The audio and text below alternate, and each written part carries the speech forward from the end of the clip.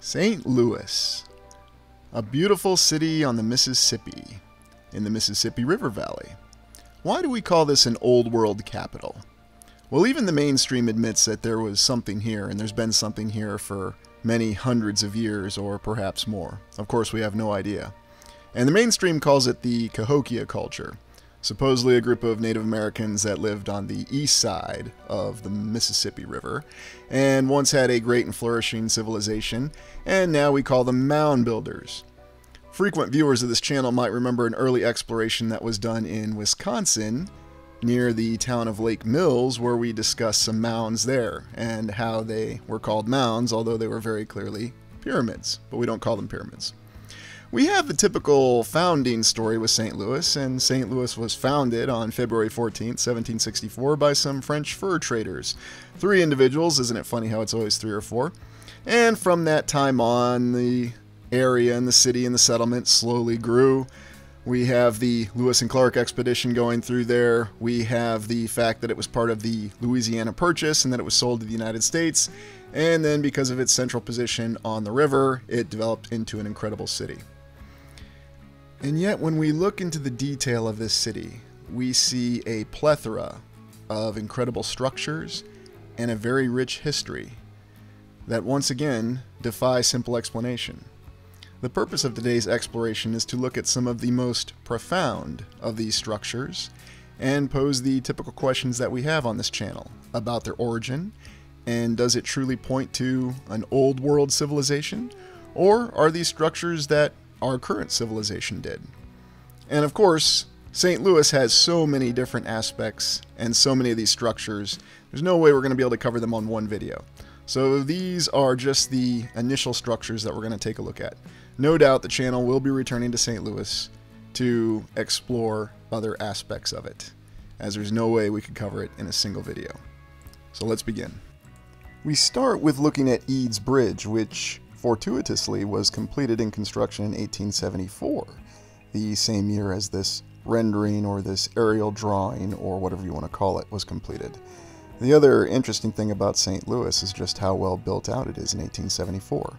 Here's a picture of one of the mounds, or the remnants of it, and who knows what this structure really was. We'll be told that this was something from some pre-existing Native American civilization that was there, although when you look at it you have to wonder. We'll do a separate exploration on the mounds because they require that kind of level of detail to theorize and speculate what was really going on in St. Louis. It's an incredible structure in and of itself, and it almost looks like it could be the cornerstone of some much larger structure. And we go to the Cahokia Mound in East St. Louis, or I believe it's Collinsville, the town in Illinois where it's located near. And we recall the exploration that we did to mounds and pyramids in Wisconsin, and here we have the same thing, supposedly from the same civilization. It's a mound, it's not a pyramid. It just looks like a pyramid. You can never get enough of that one. Very beautiful, and it paints the picture that there was definitely a pre-existing civilization in St. Louis. In 1849, St. Louis experienced a fire, because every city experienced some fire at some point.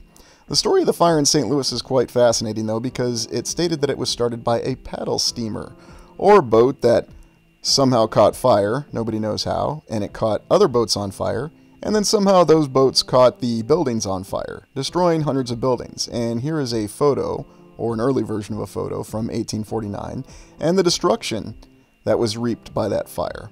Do you really think that a fire could cause this kind of destruction? Well, maybe you do. And let me know in the comments how and why you think such destruction would be possible. It's also staggering when you look at the type of construction in these buildings in 1849, and then in the distance you see the buildings that seem to survive the fire, or whatever force really caused this destruction. Yes, I question if it was a fire, because that's always the explanation that's given. Just an incredible tower back there, and then you see some of the buildings. 1849 in St. Louis.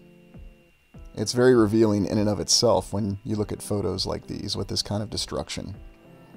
Of course, it wasn't just a fire that hit St. Louis, much like Louisville, which shares its namesake as they were both named after King Louis.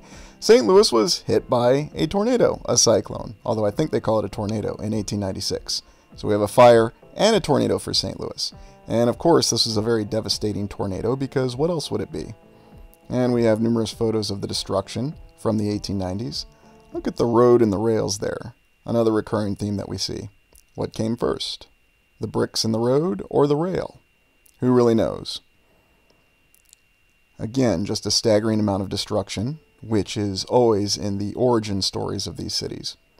This was an intriguing photo because we were given that this photo is from an early period in St. Louis, 1840s, 1850s, and we're told that these individuals are involved in the slave trade at the time.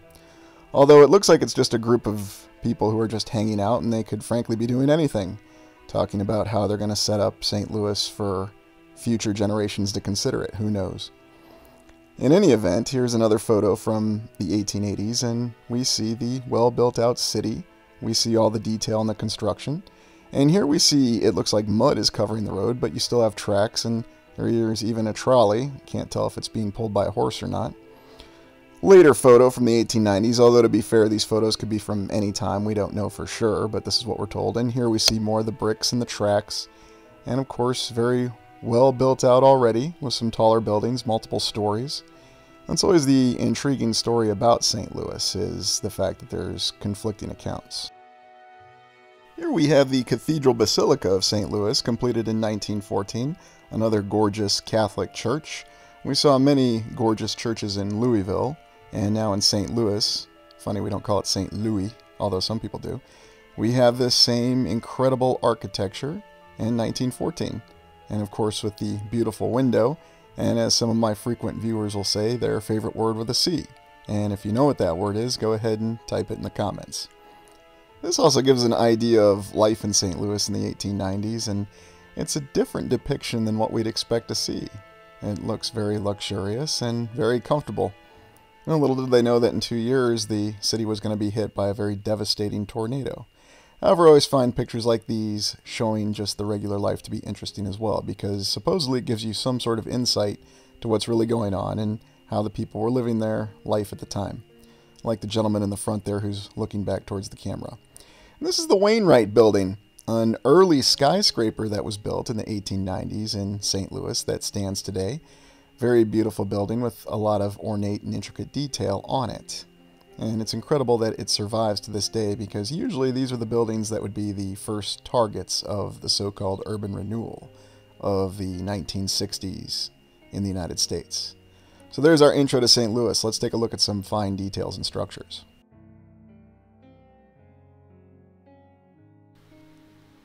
Let's begin with the Old Courthouse in St. Louis. The Old Courthouse. Originally the land was designated for it in 1816, and then we have one of these recurring stories where they spent years building it, remodeling it, tearing down a wing, rebuilding a wing, and then by 1864 they had finished by establishing an amazing dome that was modeled after the Basilica in St. Peter's in Rome, much as the U.S. Capitol was, and that's how they explain the Capitol Dome looking like the U.S. Capitol Dome. It's a great story.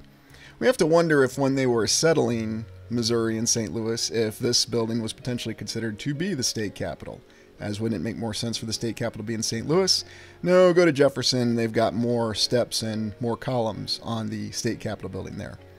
Regardless, this courthouse is gorgeous on the inside. You see the columns lining the interior of this quote-unquote courtroom, which could just as easily be any other kind of room if it was properly configured to be, whether it was a state assembly hall or something along those lines. And look at the detail in the ceiling. I'm also amazed by how new and even modern, I dare say, this building looks on the inside. It's beautiful. It's gorgeous. It's known for where they heard the Dred Scott decision, and that was a landmark Supreme Court case that was considered the powder keg for the United States Civil War. Looking at this building, you see a prototype for all U.S. capitals potentially, and yet its ornate detail and beauty matches every single one of them. Yet, this is not a capitol, it's just a courthouse. And then looking on the inside in the dome, and you see the same kind of detail and beauty. You see the pillars with the beautiful ornate detail on them. It defies simple explanation. And we have to wonder what's really going on here when we see a structure like this that's designated a courthouse, and yet it resembles a state capitol and exceeds the modern state capitals of many states, in my humble opinion, of course. But what do you think? The AnheuserBusch Brewery, considered a brewery complex, opened in 1852. Yes, of course, you need a very large complex with a huge clock tower and large smokestacks and many buildings if you're going to properly brew beer. We don't have much in the history behind how this complex was constructed, and it still stands today in all of its excessive number of buildings and yet details with these buildings, seeing some of the foundation construction stones. I think they're being the most honest when they tell us that this was opened in 1852. They don't really say anything about construction, and they don't use the typical word of founding. It was just opened, almost as though they found the facility as it was, occupied it, and decided to start brewing beer. They must have been brewing a lot of beer when you see the amount of infrastructure, the detail, and the simple space that goes into this brewery complex. I suppose calling it a brewery complex is again another honest aspect. And here it is today. You can still see this today, and it should be telling the fact that this brewery complex endures to this day, complete with the smokestacks, clock tower, and all the amazing beautiful detail. Do you think we could build a brewery complex like this today? The St. Louis City Hall. They started construction on this in 1890, and they say they finished in 1904, 14 years to build this elaborate beauty. Of course, we'll be told it's some sort of French Renaissance revival style, but I think I'm going to call this one steampunk revival style. Now, what do you think? What would be a good name for a structure like this? Look at the baseline stones and the small columns there towards the bottom. Then you have something different as you go up above the first floor. It's an incredible mixture of different styles, supposedly, although we wonder who really built it. I'm having trouble accepting the narrative on this one. Look at the portal windows there, and then all the elaborate detail along the exterior. Each of the 3 doorways, and it looks to be sectional pillars along each doorway, although who knows for sure. I'm just going off of appearances. Been a while since I've been to St. Louis, and when I was around the City Hall, I remember just being struck by its beauty.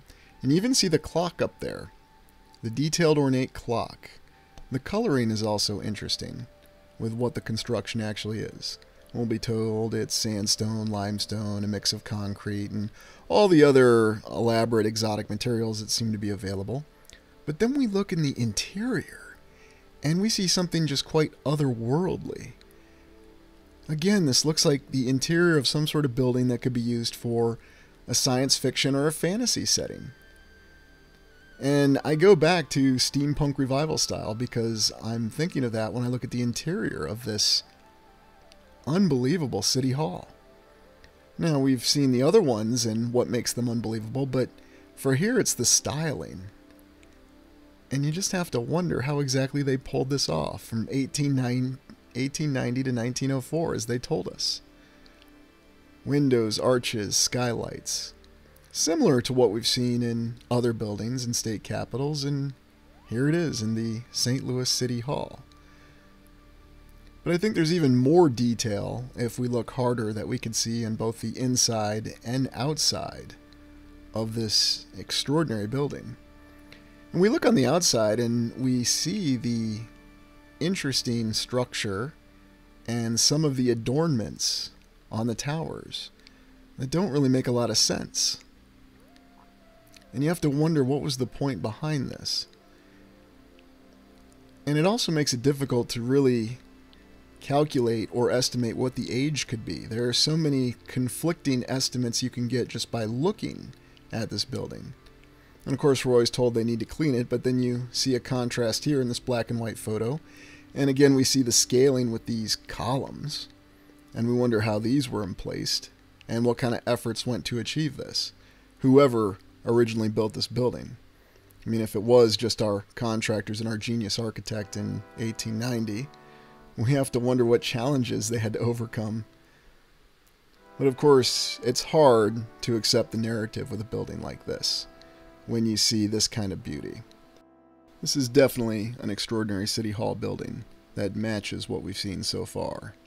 If not in size, then at least in beauty and artistic, inspirational appeal. Definitely something that's not easily forgotten when it comes to considering the history of St. Louis and the true history of these cities. And now to the Eads Bridge. They started construction on this in 1867 and completed it in 1874. Designed and architected, you know how that goes, by James Buchanan Eads, another inventor, civil engineer extraordinaire from the 19th century. And here we have the drawing or rendering of it, and this connects St. Louis to East St. Louis across the mighty Mississippi River. Incredible that it only took them 7 years to construct this. We have some nice drawings of the construction here on this original drawing that no doubt convinces us and others that would look at this that this bridge really was built as they said that it was within 7 years. The interesting thing about James Buchanan Eads is that he had quite the reputation for being able to conceptualize solutions to very difficult problems. And it didn't matter what kind of engineering problems that they encountered. He seemed to always have a solution. Just like many of these other incredible architects that we encounter when we look at the official historical narrative behind these structures. It's a beautiful bridge, and it clearly took a lot of effort, and it only took them 7 years. But I wonder, do we have any photos? Well, I came across this construction photo, and yet there are certain things within the detail of it that causes questions. For example, we see that the support pylons seem to already be complete, and we have to wonder, are they just reconnecting the support pylons? Or is there something a little bit more off in this particular picture of the construction of the Eads Bridge? Because, of course, we have the typical vanilla skies, and then so much missing detail when we look towards the top of it. What does this really tell us? Or is this not telling us something? What's even more strange is that when you look at the right of the supports, it almost looks as though the stone in construction seems new, but then towards the base it looks like it's old. So I don't know, what do you think about this photo? Let me know in the comments. And then look at this over here. Some of these stones just look very old, the foundation stones, or that they've been subjected to some kind of force. Was there some other fire? Were there other steamboats just randomly catching on fire in the Mississippi? Should be noted that James Buchanan Eads also constructed and designed the Union River ironclads that were decisive, supposedly, for the Union securing control of the Mississippi River during the Civil War. In the United States Civil War, it stated that in the Western theater, the Union or the North had essentially won the war by 1863. And now on to the World's Fair in St. Louis in 1904. This has been covered extensively by many explorers over time, and I haven't really touched the World's Fairs in detail yet, but it is worth noting that a very significant World's Fair occurred in St. Louis, and this was considered the next biggest one after Chicago. And we've seen many of these photos before with these beautiful, impressive, and yet temporary buildings. Although what I find fascinating is that the construction cues that we see on them match many of the construction cues that we see on the state capitals. We see the rotunda, the portal windows, the pillars, the columns, and it seems to show itself in a lot of these buildings. What's the true story here? Were these temporary buildings as we're told? Or were these older existing buildings that were simply showcased in an exposition, a World's Fair, and then afterwards they were quickly demolished, along with the story that they were always temporary? I'm not sure. It's interesting, though, how what was original research on the World's Fairs has suddenly become very clouded over the last couple years. We initially just had photos such as this that gave us the indication that these were all real structures, and there really wasn't much question about it. And when I say real structures, appearing as though that they were structures that had always been there, and were far older than one would think as temporary structures. Well, it's a question we continue to struggle to answer. Moving on to Union Station in St. Louis. The beautiful, opulent, and very massive Union Station. They tell us they opened this beauty just like the brewery in 1894. No real timeline for construction. Huge building, and we see the amazing clock tower, and after some of the comments, I'm not wondering now if that tower was potentially a docking port for airships, or if that was the intention. Why do you need a clock tower that tall on what's supposed to be a rail station? This was the largest rail station in the world when it was constructed, and you have to really see some of these photos to get an idea for the immense area. And I remember doing a joint exploration with Old World Exploration on this. And even though I'd actually been to this location, I didn't fully appreciate the size and immensity behind it. Just how large the covered area running to the station itself was, where they had the train stage. Also, a little note for film buffs out there, the famous scene in Escape from New York in 1981, where Snake Plissken rescues the president from the train he's being held in, was filmed in this very same location, right here in this covered area where all the trains were staged. And if you watch a more HD version of the film, you can see it very clearly, and it gives you a good idea of the size and immensity of not just this structure, but the sheltered area for all the trains. And we have to wonder, when they say opened, it really just gives the feeling, much like Founded, that they just came across the building, occupied it, and then put it back into service.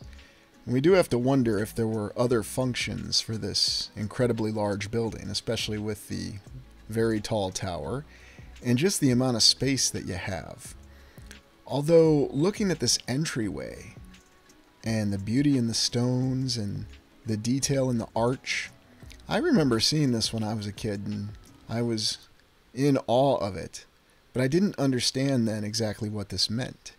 And when you look at the exterior stones, and yet the detail and the precision in how they're cut, it's something that defies simple explanation. And not even saying anything for the sidewalk or the walkway that runs right up to this incredible entrance. And we haven't even talked about the interior yet. And here we have our classic, beautiful interior. Something that exceeds everything that we've seen with Art Deco. And certainly there's nothing modern or contemporary that's been built that matches the interior of this. And this is really where you get an idea of something that's completely and totally otherworldly. Just in case you were feeling a little lonely on water towers, let's look at the Compton Hill Water Tower in St. Louis. A beautiful standpipe water tower, as they called it. This was built in 1898. Apparently it only took them a year. Again, we see this incredible beauty and detail with what looks to be sort of a bell-top construction, and then a couple subsidiary towers, including a subsidiary tower that's actually taller than the main tower, it appears. Very beautiful. One has to wonder why. And here's our construction photo, supposedly, of the standpipe, number 3 as they called it in the photo, although it did become the Compton Hill Water Tower. Yes, isn't that a very beautiful and convincing construction photo? I really like how pristine those blocks look, too. Although, where would one see pristine blocks in the completed water tower? I have to wonder. And if they really did use standpipe water towers, well, why did they ever go away from them? They seem to be beautiful and they worked well, although allegedly this one was retired after 30 years. And now the next standpipe water tower in St. Louis, because there's more than one. This is the Bissell Street Water Tower, and this is 206 feet tall. The Compton Water Tower we just looked at before was 179 feet tall. Again, another very beautiful standpipe water tower, and we're told this one was built in 1886. And now we come to the piece of resistance of water towers in St. Louis, the third standpipe water tower. The Grand Avenue Water Tower, and at 154 feet, it is the tallest freestanding Corinthian column in the world. Yes, we had to build a freestanding Corinthian column, the tallest in the world, around a water tower. Don't you find this interesting? One has to wonder why this is the situation. And if you look at the layout of the neighborhoods around these water towers, they're very interesting as well, and definitely warrant more detailed exploration. A giant, freestanding Corinthian column. Now on to the Civil Courts Building, our patented Art Deco building for the city. Yes, the Civil Courts Building, built in 1930.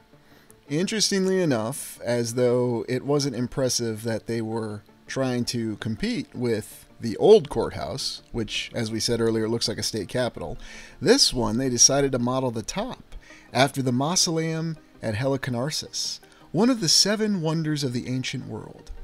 And why not? Why wouldn't you do this in 1930, right after the Great Depression hit?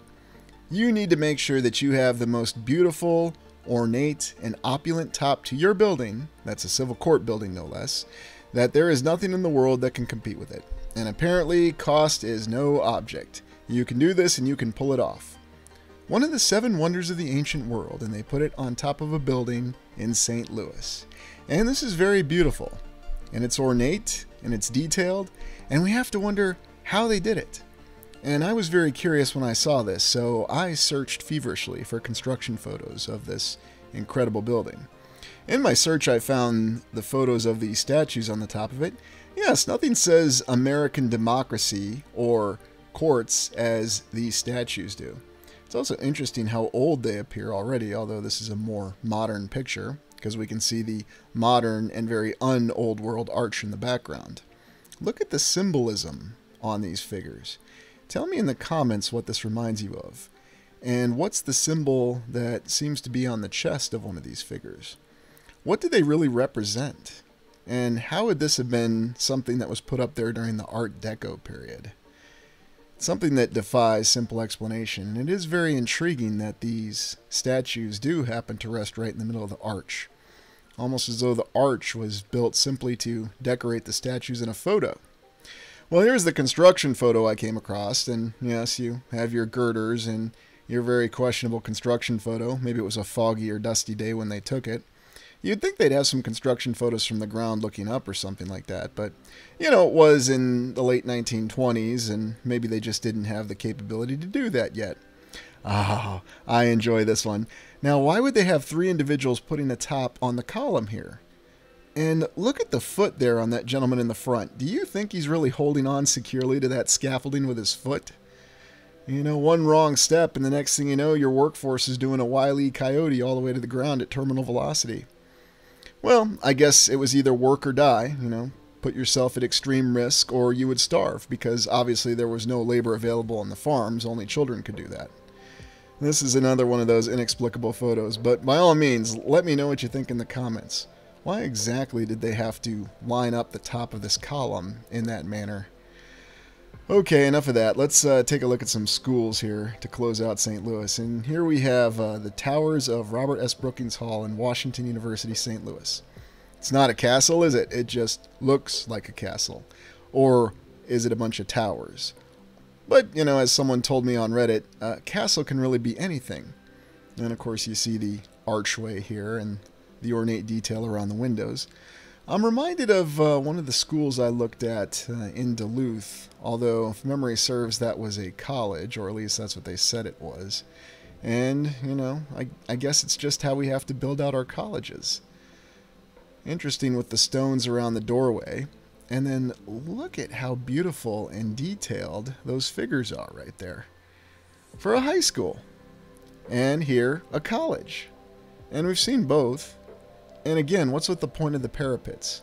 You know, in case the students decide to go up there and reenact some action scenes from their favorite medieval novels. You know, got a little broken window there. But it still looks very beautiful. Why would this kind of effort be put into just a school? This is Summer High School. Summer High School, very old photo. And we see some of the familiar construction cues that we've come across in other locations. The little tower, the Piedmont, or the little triangular Roman Forum looking device, and of course columns and pillars, along with a lot of chimneys.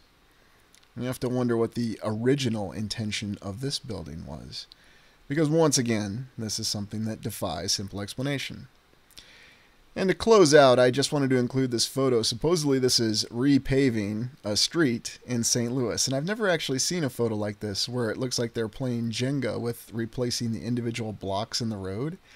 And is this all the larger their crew is? I mean, it looks like we have maybe 6, 7 individuals down at the end, a couple people gawking and watching, and then these 3 just standing there. Look, it's a bunch of blocks on the road. Yep. Well, do you know where they go? I'll just keep standing and looking, and maybe the blocks will go where they're supposed to go. What do you think of this photo? Let me know in the comments. Now, I know that in this exploration of St. Louis, there are many more things that we can take a look at, and we will. There's museums, there's other beautiful, ornate, old-world buildings in St. Louis. It is full of them. These are just some of the ones that really stood out, and this is really just an introduction to the beautiful city of St. Louis. Many of which still stands today, and it's a wonderful place to visit where you can see this. Well, as always, ask questions, explore yourself, and you'll restore the world. Please like, comment, and subscribe. Thank you for joining me.